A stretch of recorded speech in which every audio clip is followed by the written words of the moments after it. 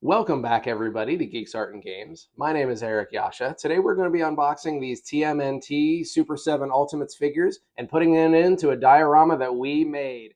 Check it out.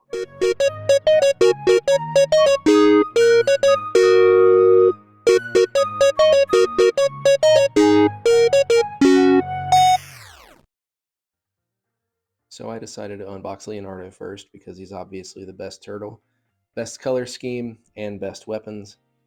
Fight me. These figures came out somewhere in like 2020. I had pre-ordered them, waited a year or so, finally got them. Looked at them on the shelf for another like 2 years, finally got around to unboxing them.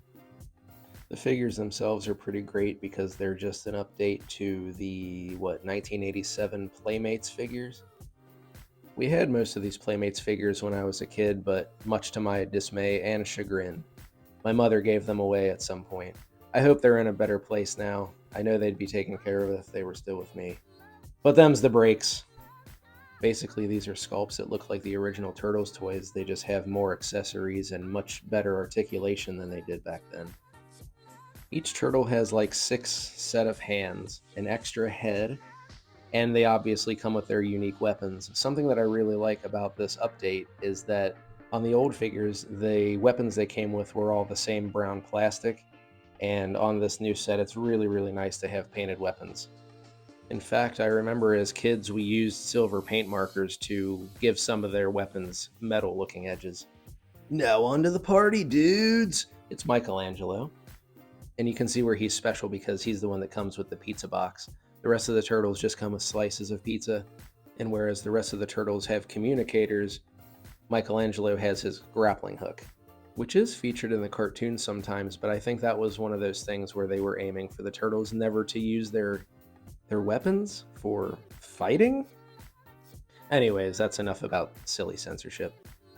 Something you'll notice as we go through these is that each turtle's skin tone is different, which is exactly the same as those retro figures. It's a fantastic little detail. Another great detail is the chains for Michelangelo's nunchucks, because as kids, that was just a molded piece of plastic and it sucked and it broke. It was terrible. Also, the second heads they come with are a really cool update to their original faces. So you can have the vintage heads or not so much. Here's all the excess weapons that we didn't use as kids. Can anybody clue me in on what those are called? Look at that cheese stuck to the top of the box. What is that? A nice little detail, that's what. Here's Mikey's weirdly stiff nunchucks that are on the plastic chains, but it still has a mold of a chain, which is still an improvement over the old toys. It's really amazing how many accessories that these figures come with, but when you see the price tag, it's not that amazing. In fact, for that price, they should have thrown in Splinter for free. And as I already touched on, earlier, their sets of hands, they come with about 6 of them, or maybe it was 8. Anyway, point being is that I feel like as many as they come with, they're all kind of the same.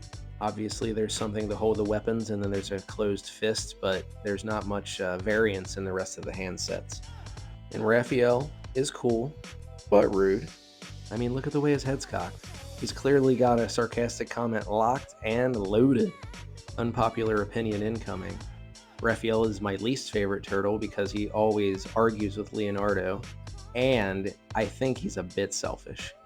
Something else that I really like about these figures is the detail of the sculpt on their shells. There's a whole pattern there, and they've got scritches and scratches and marks and stuff, which is neat. And Raph is the only one that comes with that triangular shaped scabbard on his back, which I always thought was interesting as a kid. He could hold one of those pointy daggers, or an emergency pizza slice.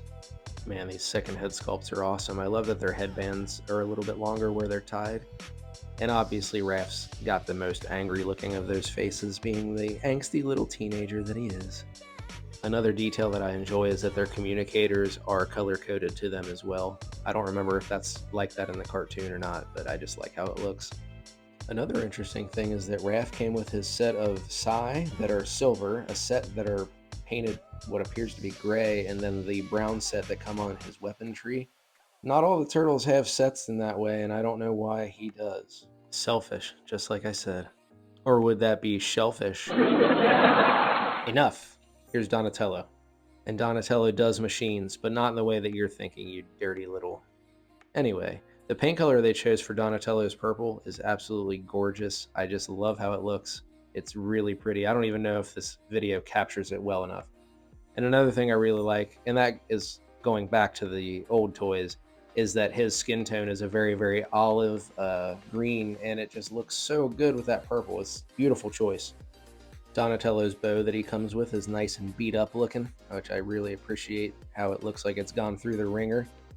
It's also not lost on me that his second head looks like a very, very concentrating type of facial expression, which is a slightly confused face that I hope that we all have while we're looking at the internet these days.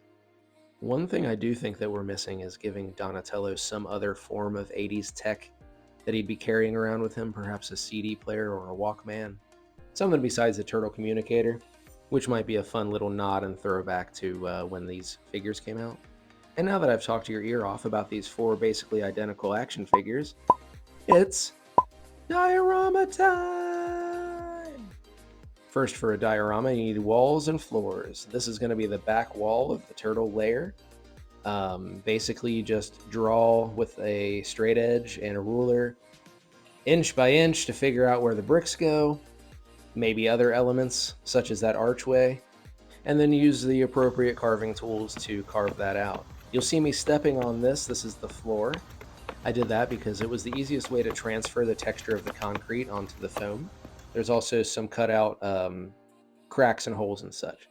So after we coat it with some gray paint, you go back over it with stain. The stain is just a black paint with a lot of water in it. You can also accomplish that with shoe polish. So you see we're going to liberally apply that. Going to let it soak in just a little bit, dry slightly. Once that's sufficient, you go ahead and dab that back up with a rag, and then rinse and repeat until you get to your desired stain level. Here you can see where we're dabbing. You're going to keep it blotchy. You don't want it to be a perfect wipe. Wiping is going to leave stripes, and unless you're trying to make it look like a wood floor or something, that just ain't the way. Here's some background elements that we printed out to use. As you can see, we've got some cool comic books, some Chinese takeout containers, April O'Neil, Bruce Lee, and those paper products are just a matter of cutting out and folding and gluing. Here's what's known as a dry run. It's just to make sure that stuff fits together. You want to do this periodically. Now that the wall is painted, the hole is cut out, and the sewer is there, we have to put this ring of foam bricks on it without breaking it. And yes, that sewer tunnel is actually an old cookie tin repurposed. Ah, there it goes. Oh, there it didn't go. Come on, get on there. As you can see, this was a bit of a struggle to get that on there, but it was totally worth it once you see the entire end product. So let's see how this little diorama came out. There's Mikey making an entrance, and you can see down underneath him where we used saran wrap for the water trickle from the sewer. There's some of the posters and other random objects that we wanted hanging up. We did a little bit of weathering and stuff on those. The bottom right, you see that's an actual plumbing piece I found. I thought it would work for this, and we found a great place for it. The trough is full of what appears to be water, but it's actually just hair gel. Look at how nice that looks. Doesn't that really convince you that it looks like flowing water? Especially that little cling wrap trickle right there. Here's another quick look of Mikey barging in because April O'Neil is on the television. She's a babe. And now coming into view is Raph practicing on a classic kung fu dummy, inspired by many classic kung fu films, including Rumble in the Bronx. If you'd like to see how we built that from scratch, the link is in the video description below.